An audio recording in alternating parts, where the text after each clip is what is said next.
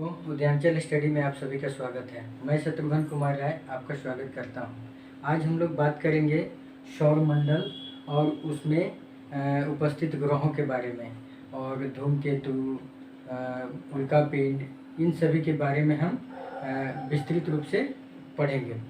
दोस्तों, मैं आप लोगों को बताना चाहता हूं कि सौरमंडल की जब भी हम बात करते हैं तो हमारे ध्यान में सबसे पहले आता है सूर्य।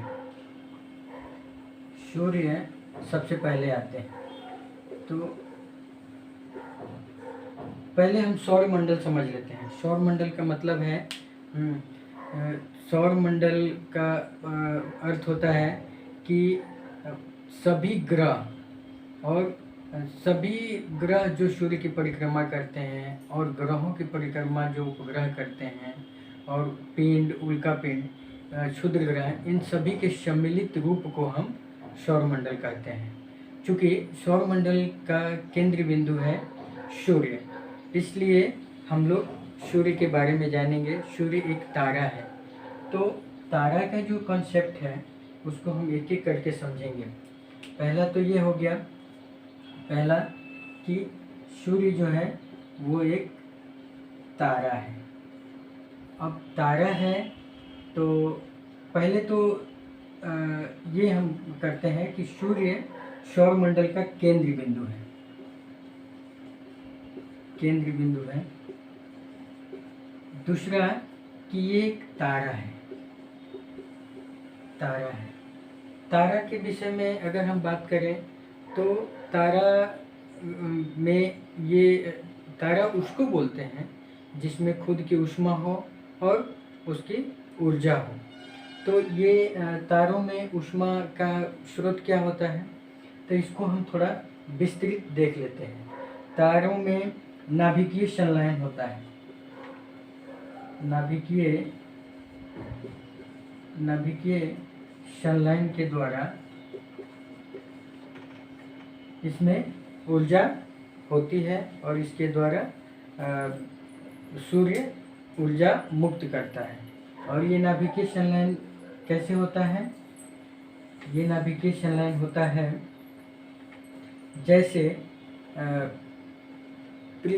जैसे हमारे शरीर में या पृथ्वी पे, पूरे पृथ्वी पे 70% जल है, उसी तरह से हाइड्रोजन जो है, हाइड्रोजन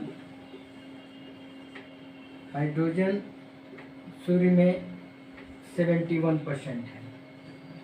वैसे ही हीलियम है। हीलियम 26.5% है।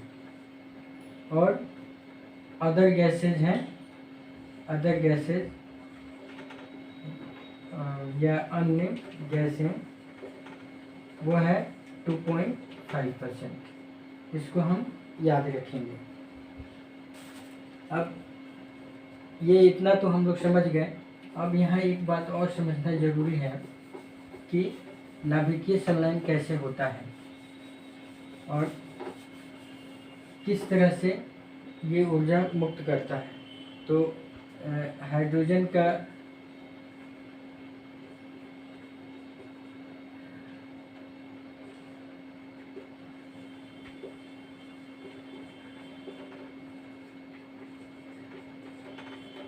तो हाइड्रोजन के अणु मिल के हीलियम बनाते हैं, और हीलियम बनता है, और उसके बाद से ये ऊर्जा मुक्त करता है।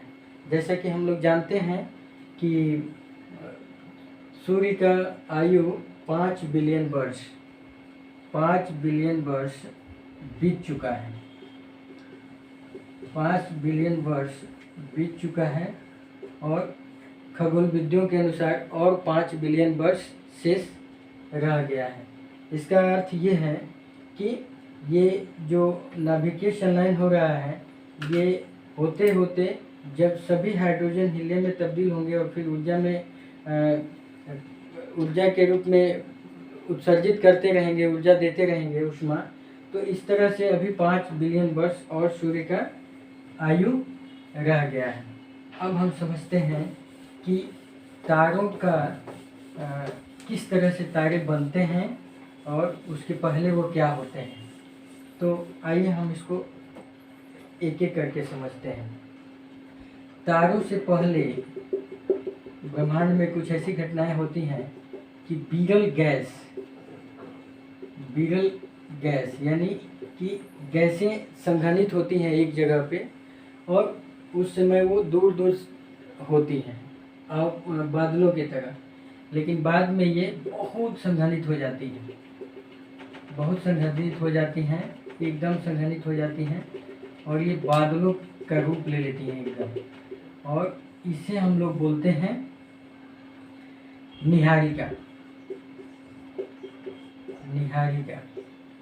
निहारिका या इंग्लिश में हम बोलते हैं नेबुला।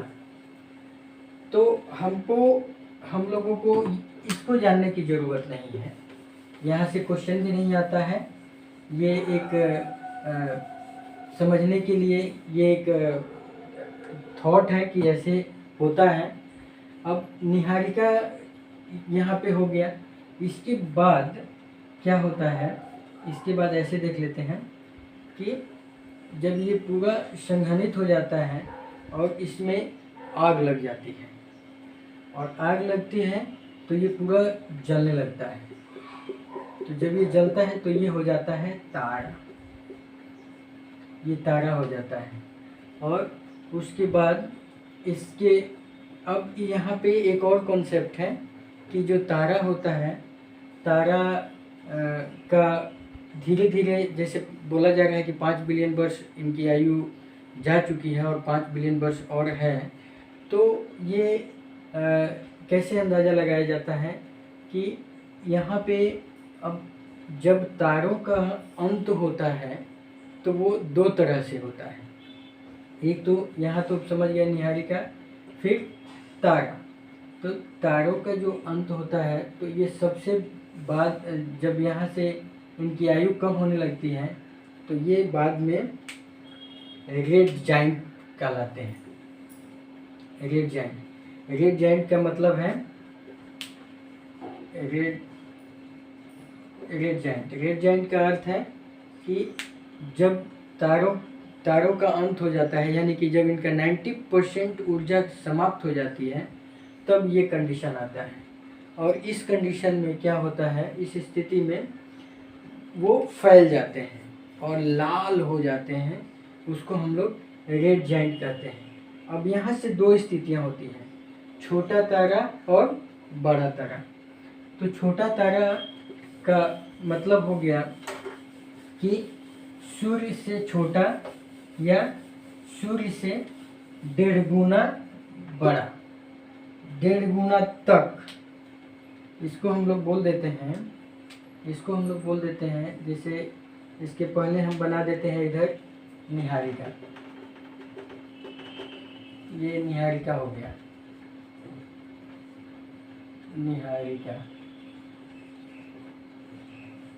निहारिका के बाद सूर्य के बाद से रेड जाइंट। ये कंडीशन होता है जब तारों का अंत होने को होता है। लेकिन यहाँ से अब दो सिचुएशन होता है। एक होता है छोटा तारा, जब छोटे तारे का अंत होता है तो उसको हम लोग बोलते हैं, जब 90% ऊर्जा ख़त्म हो जाती है सूर्य की या तारों की, तो वो रेड जाइंट में तब्दील हो जाते हैं। और जब इससे भी कम हो जाता है, यानी 95% ख़त्म हो जाता है, 5% शेष रहता है, तो ये हो जाते हैं, इनको बोला जाता है श्वेत वामन या व्हाइट ड्वार्फ।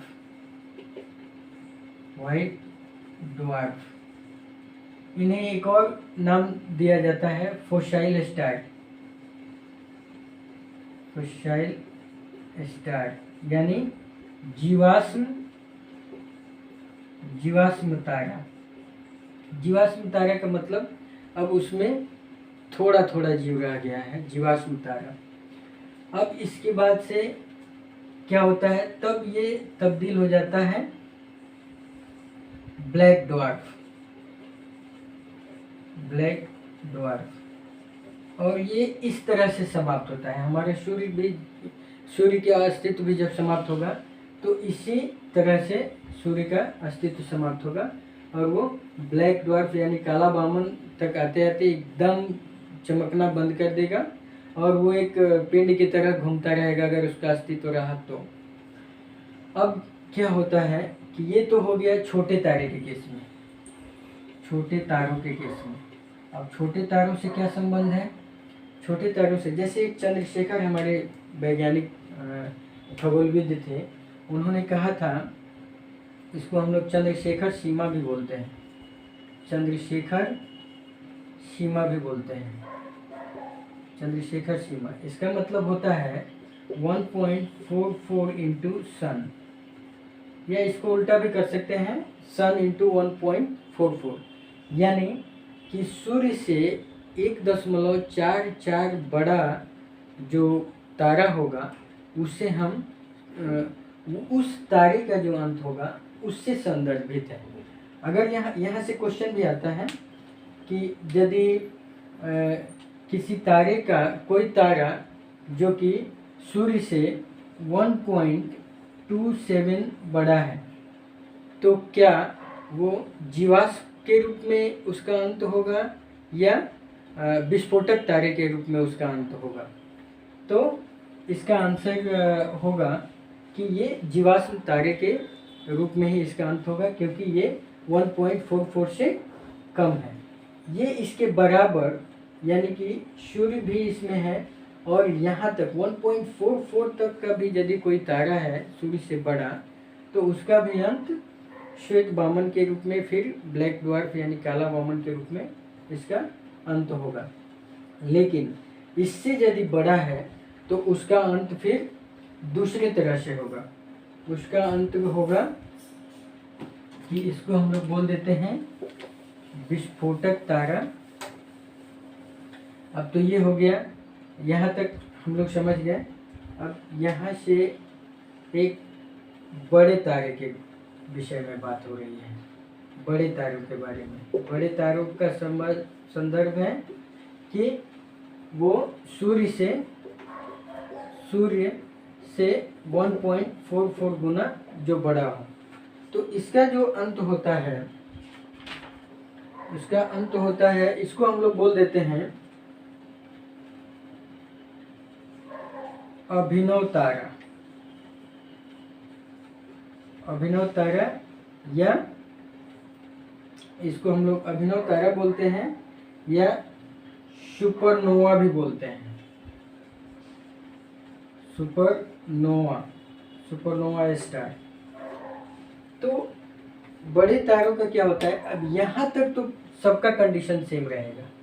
निहारिका, सूर्य, रेड जाइंट, यहाँ तक चाहे वो बड़ा हो या छोटा हो, दोनों ही स्थिति में ये यहाँ तक ये कंडीशन दोनों ही स्थिति में आनी है। लेकिन इसके बाद यदि छोटा तारा है तो उसका जब ईंधन समाप्त होगा तो 5% शेष रह जाएगा, ऐसा हम लोग समझते हैं। तो वो श्वेत वामन के रूप में हो जाएगा और फिर जब वो 5% भी समाप्त हो जाएगा तो ये ब्लैक वामन के रूप में अपना अस्तित्व खो देगा और एकदम जीरो हो जाएगा। श्वेत वामन को हम लोग फोसाइल स्टार या जीवाश्म तारा भी बोलते हैं।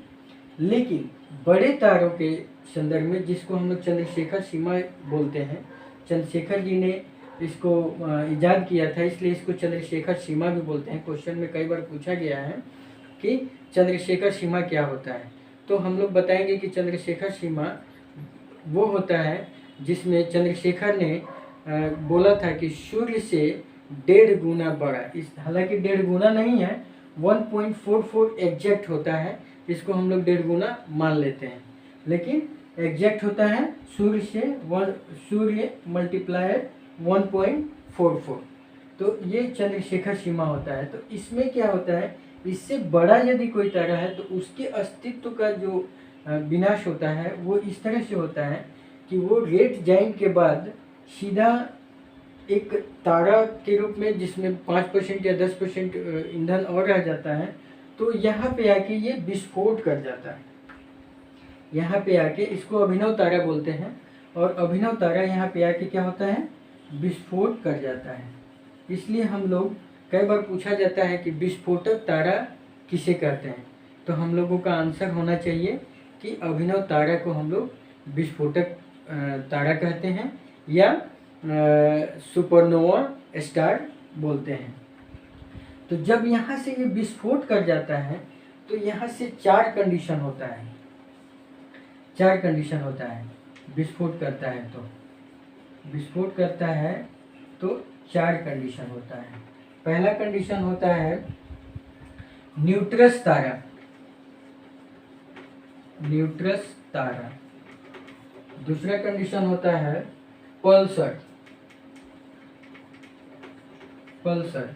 और तीसरा होता है क्वेसर। और चौथा होता है ब्लैक होल, ब्लैक होल। न्यूट्रस तारा का अर्थ हो गया। अब यहाँ से विस्फोट होगा तो इन्हीं में से कोई एक बनेगा। जब बड़ा तारा का फ्यूल खत्म होता है, यानी कि जब रेड जायंट का रूप लेता है, तो उसके बाद से वो अभिनव तारा में तब्दील होता है और अभिनव तारा के बाद वो विस्फोट कर जाता है। विस्फोट करेगा तो ये इन्हीं चारों में से कोई एक बनेगा। अब इसमें क्या है कि न्यूट्रस तारा, जैसा नाम है, न्यूट्रस पे कोई चार्ज नहीं होगा, वो न्यूट्रल है। लेकिन पल्सर और क्वेसर इतने छोटे टुकड़ों में हो जाते हैं कि बहुत तेज घूमते हैं, बहुत तेज घूमते हैं। तो यहाँ से क्वेश्चन पूछता है कि तारों का वह उस तारे का नाम लीजिए जो बहुत ही तेज घूर्णन करता है। तो उसमें हमारा आंसर होना चाहिए पल्सर या क्वेसर, दोनों। अब ब्लैक होल की हम बात कर लेते हैं। या अगर ये कभी कभी ब्लैक होल हो जाता है, जैसे मान लीजिए कि एकदम ब्लैक, और ऐसे कहा जाए तो ब्लैक होल जब वो बनता है तो उसका डेंसिटी बहुत अधिक हो जाता है, उसका घनत्व तो इतना अधिक हो जाता है कि उस पर से अगर एक कटोरा मिट्टी वहाँ का लिया जाए, एक कटोरा मिट्टी, तो वो लगभग पृथ्वी के मतलब 10,000 हाथियों के बराबर उसका वजन होगा, 10,000 हाथियों के बराबर उसका वजन होगा। तो इस वजह से जो ब्लैक होल होते हैं वो बहुत ही खतरनाक भी होते हैं। ब्लैक होल जो पिंड कहलाते हैं, वो पिंड अगर पृथ्वी से आके टकरा जाएं तो वो पूरे पृथ्वी को फाड़ते हुए निकल जाएंगे। लेकिन कभी कभी हम लोग सुनते हैं कि एक पिंड आके पृथ्वी से टकराने वाला है, तो उसमें उसको मिसाइल मार के या कैसे भी उसको ख़त्म किया जाता है। तो एक्चुअली ब्लैक होल नहीं होता है। ब्लैक होल अगर आ जाएगा तो वो सर्वनाश करके चला जाएगा, उसमें पूरी पृथ्वी तबाह हो जाएगी। वो ब्लैक होल नहीं होता है, वो छोटा छोटा क्षुद्र ग्रह का पिंड होता है जो पृथ्वी की तरफ आता है, तो उसको ध्वस्त किया जा सकता है। लेकिन ब्लैक होल को ध्वस्त करना असंभव है, ये हो ही नहीं सकता। इसी वजह से ब्लैक होल के पे प्रकाश का भी कोई अंतर नहीं पड़ता है। तो ये तो हो गया इसके बारे में कुछ बातें। अब हम लोग बात करते हैं तारा का कुछ और विशेष रह गया है, इसमें हम लोग बात करते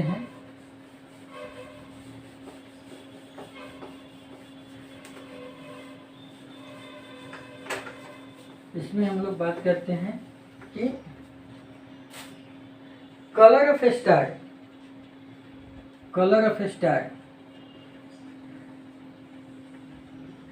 कलर ऑफ स्टार यानी कि पृष्ठ तापमान, यानी कि तारों का कलर देख के हम कैसे पता करेंगे कि पृष्ठ तापमान कैसा है।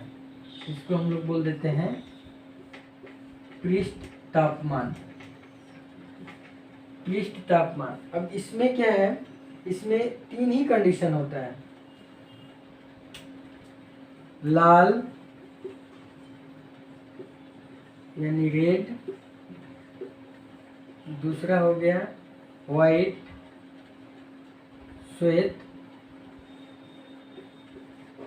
श्वेत या वाइट, और तीसरा हो गया नीला यानी ब्लू। अब इसमें अगर रेड दिख रहा है तो इसको हम लोग बोलते हैं नॉर्मल टेम्परेचर। Normal temperature. अगर वाइट दिख रहा है तो इसको हम लोग बोलते हैं मीडियम टेम्परेचर। अगर नीला दिख रहा है तो इसको हम लोग बोलते हैं हाई टेम्परेचर। High temperature. कई लोग ये बोलते हैं कि रेड दिखता है तो बहुत टेम्परेचर होगा। नहीं, ऐसा नहीं होता है। वो मैंने जब अभी मैं बता रहा था तो मैं बता रहा था कि जब ईंधन कम हो जाता है तब लाल की सिचुएशन आती है, उसको रेड जाइंट बोलते हैं। तो यहाँ पे जब एकदम टेम्परेचर हाई होगा तो वो नीला दिखने लगेगा। अब हम लोग बात करते हैं नाभिकीय संलयन हो गया, गैसों का परसेंटेज भी हो गया, और अब हम लोग बात करते हैं प्रकाश मंडल की।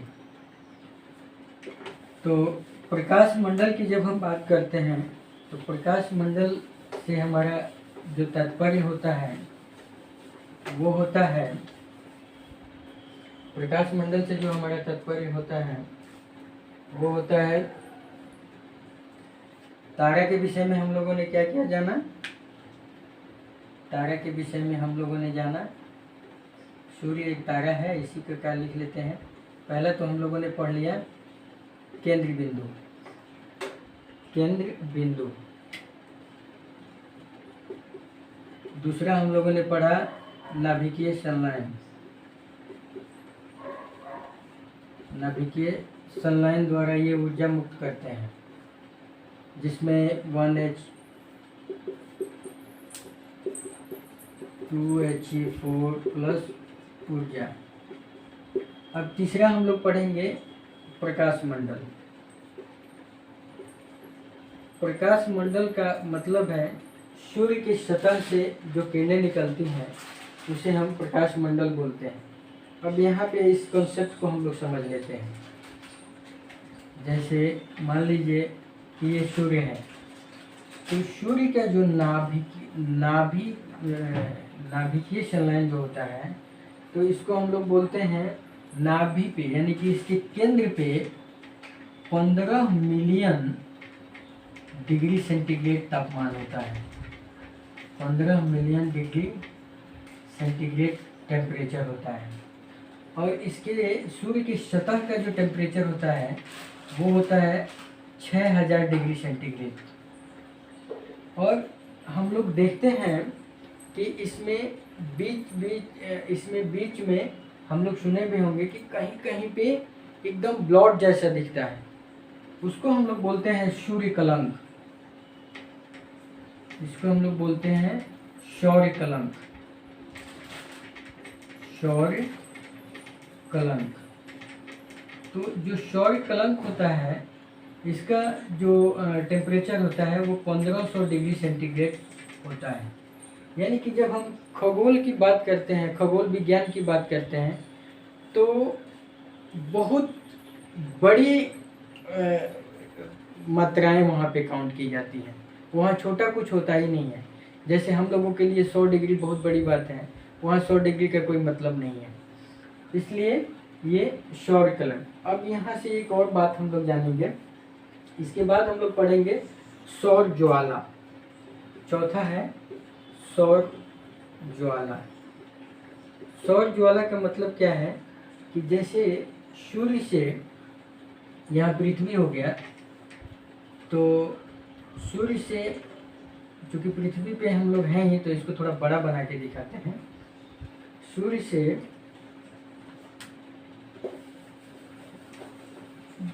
कभी कभी फ्लेम जो है वो पृथ्वी तक या अन्य ग्रहों तक भी पहुंच जाता है। ये सूर्य हो गया और ये पृथ्वी हो गया, तो यहाँ से कभी कभी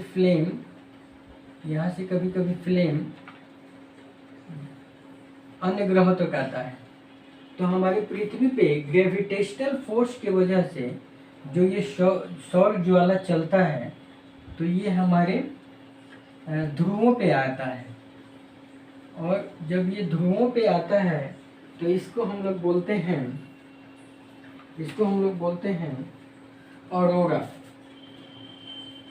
ये जो फ्लेम ग्रेविटेशनल फोर्स की वजह से, पृथ्वी के ग्रेविटेशनल फोर्स की वजह से जो ये सूर्य से फ्लेम कभी कभी, जिसको हम लोग क्षेत्रीय भाषा में लाफ बोल देते हैं कि कोई ज्वाला, कुछ हम लोग जलावन जलाते हैं तो उसमें से फ्लेम निकलता है ना, तो उसी तरह से सूर्य का फ्लेम क्या है कि अब कोई पूछ दे कि सूर्य में ऐसा कौन सा, सूर्य तो पूरा गैसीय है, लेकिन एक्चुअली में वो गैसीय नहीं है। सूर्य में जो गैसें हैं वो किस अवस्था में है, न वो ठोस है न गैस है, वो प्लाज्मा के रूप में है। प्लाज्मा का मतलब क्या है, अगर गैस होगी तो ये अवधारणा बना, बिल्कुल गोला का जो हम लोग अवधारणा बना के देखते हैं या दिखता भी है, वो नहीं हो सकता, क्योंकि गैस तो एक जगह स्थिर इतना भी संगठित नहीं हो सकता कि एक पूरे राउंड शेप में आ जाए, तो वो प्लाज्मा के रूप में होता है। और प्लाज्मा को हम लोग कैसे समझेंगे, एक चिपचिपा पदार्थ के रूप में हो जाता है। जैसे इसको अगर हम बताना चाहें तो गोंद का हम लोग इस्तेमाल करते हैं, गोंद हो गया, ज्वालामुखी का लावा हो गया, उस टाइप का वो हो जाता है, इसलिए उसका एक निश्चित आकार हो जाता है और वो जलता रहता है। तो जब इसका फ्लेम पृथ्वी की तरफ आता है, अन्य ग्रहों तक भी जाता है, लेकिन पृथ्वी पे आता है तो पृथ्वी के ग्रेविटेशनल, गुरुत्वाकर्षण बल की वजह से ये फ्लेम दोनों ध्रुवों पे पहुंच जाता है, उत्तरी ध्रुव और दक्षिणी ध्रुव। तो उस पे पहुंचता है तो उस कंडीशन में इसे हम बोलते हैं ऑरोरा। ये इन फ्लेमों को हम लोग बोलते हैं ऑरोरा। अब क्या है कि इसको तो हम ऑरोरा बोल देते हैं, लेकिन उत्तरी ध्रुव पे जो होता है उसको हम लोग क्या बोलते हैं, इसको जो उत्तरी ध्रुव पे होता है, पहुंचता है फ्लेम, इसको हम लोग बोलते हैं ऑरोरा बोरियालिस। Aurora borealis. और जो दक्षिणी ध्रुव पे पहुंचता है, इसको याद करने का सबसे सिंपल तरीका है, जैसे मान लीजिए कि ऑस्ट्रेलिया हम दक्षिणी गोलार्ध में है, दक्षिणी, तो उस तरह से हम लोग इसको याद कर लेंगे। इसको हम लोग बोलते हैं ऑरोरा ऑस्ट्रेलिस। Aurora australis. तो ये कुछ घटनाएं हैं जो घटती हैं। अब हम लोग बात करते हैं, एक और कंडीशन है, जैसे मान लीजिए कि पृथ्वी पे सूर्य और पृथ्वी के बीच जब चंद्रमा आ जाता है तो उस कंडीशन में सूर्य ग्रहण लगता है। जब सूर्य के बीच, सूर्य और पृथ्वी के बीच चंद्रमा आ जाता है तो सूर्य ग्रहण लगता है। अब यहाँ एक बात और है कि जब ये सूर्य में कंप्लीट, सूर्य ढका हुआ या उससे थोड़ा कम दिखता है तो उसके सतह के किनारों से रोशनी निकलती है। इस घटना को हम लोग बोलते हैं डायमंड रिंग की घटना। The incident of diamond ring. Diamond ring की घटना। डायमंड रिंग की घटना, इसको हम लोग अगर हिंदी में बात करें तो इसको हम लोग बोलते हैं हीरक वलय की घटना। अब यहाँ एक और बात ये है, यहाँ जो सबसे इम्पोर्टेंट बात है वो ये है कि ये जो किनारों से प्रकाश निकलता है इसको हम लोग कोरोना बोलते हैं। कोरोना या किरीट। ये इससे जो रेज निकलती है उसको हम एक्सरेज बोलते हैं। इसीलिए कहा जाता है कि जब भी सूर्य ग्रहण लगे तो नंगी आंखों से सूर्य की तरफ नहीं देखना चाहिए, उससे एक्सरेज निकलता है। यहाँ एक और सबसे इम्पोर्टेंट बात है, वो क्या है कि सूर्य ग्रहण अधिकतम 8 मिनट तक ही लग सकता है, अधिकतम 8 मिनट तक ही लग सकता है। इससे अधिक सूर्य ग्रहण किसी भी कंडीशन में नहीं लग सकता है, क्योंकि हम लोग जानते हैं कि सूर्य ये चंद्रमा और पृथ्वी घूर्णन कर रहे हैं और परिक्रमा भी कर रहे हैं। यहाँ से एक और बातें सामने आती है, हालांकि हम इसको बताएंगे पृथ्वी की गतियाँ जब चैप्टर पढ़ाएंगे तो उसमें हम इसका जिक्र करेंगे कि चंद्रमा एक ऐसा उपग्रह है पूरे सौर मंडल में, पूरे ब्रह्मांड की बात हम नहीं कर सकते हैं, लेकिन पूरे सौर मंडल में चंद्रमा ही एक ऐसा उपग्रह है जिसका घूर्णन काल और परिक्रमण काल दोनों सेम होता है, एकदम बराबर होता है। जैसे चंद्रमा एक चक्कर लगाने में कितना दिन लेता है, 27 दिन और 8 घंटे, तो उसका घूर्णन काल भी कितना हो गया, 27 दिन और 8 घंटे। तो ये जो स्थितियां हैं ये कुछ हम लोग जान गए, और अब हम लोग एक अहम बात जानेंगे, वो थोड़ा सा इसका हम जिक्र कर देते हैं। इसके बाद हम लोग ग्रहों के विषय में जानेंगे, और यहाँ हम बात कर लेते हैं सूर्य और पृथ्वी के विषय में। ये सूर्य और ये पृथ्वी, तो सूर्य और पृथ्वी, तो पृथ्वी सूर्य की परिक्रमा परवलया पथ पर करती है, परवलयाकार पथ पे करती है। ये हो गया। तो सूर्य से जो अधिकतम दूरी हो, जब पृथ्वी परिक्रमा करते करते सूर्य के नज़दीक आ जाता है, और सूर्य से औसत दूरी क्या होती है, औसत कितना ये होता है, और अधिकतम कितना होता है, और नज़दीक पे आता है तो कितना होता है। तो औसत जो दूरी जो सूर्य से होती है वो होती है 14,97,95,900 किलोमीटर, 900 करोड़ किलोमीटर। इसको हम लोग 14.98 करोड़ किलोमीटर बोल देते हैं। ये औसत दूरी है, ये औसत दूरी है। जब पृथ्वी मतलब सूर्य से औसत दूरी हम लोग 14.98 करोड़ किलोमीटर को मानते हैं, और मैक्सिमम दूरी जो है 15.21 करोड़ किलोमीटर है, 15.21 करोड़ किलोमीटर है। और जो सबसे कम दूरी है वो है 14.70 करोड़ किलोमीटर। अब यहाँ पे दो बातें समझने की है।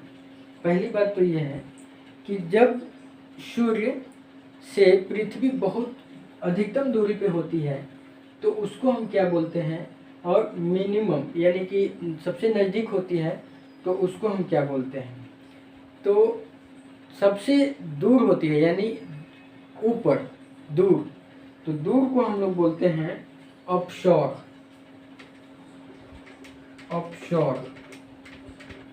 और नज़दीक को बोलते हैं उपशोर, पेरिहेलियन। और तो इस तरह से ये होता है। अब ये घटना कब होती है, जिस तरह से ये ऑफशोर है तो ये अप यानी बड़ा है और उपशोर यानी छोटा है, तो इसी तरह से 4 जुलाई को ऑफशोर की घटना घटती है सौरमंडल में, विशेष तौर पर पृथ्वी और सूर्य के संदर्भ में, और उपशोर की घटना 3 जनवरी को। तो याद करना बहुत ही आसान है। 3 जनवरी को उपसौर की घटना घटती है और 4 जुलाई को अपसौर की घटना घटती है। तो अभी सौर मंडल में इतना ही, और आगे हम ग्रहों को अलग से वीडियो बना के अपलोड करेंगे, और इसको आप लोग देखें। जहाँ समझ में नहीं आए 1 बार 2 बार इसको चला कर देखें वीडियो को। जहाँ समझ में ना आए कमेंट करके कमेंट बॉक्स में डालें। थैंक यू दोस्तों, उदयांचल स्टडी में आप सभी का हार्दिक अभिनंदन।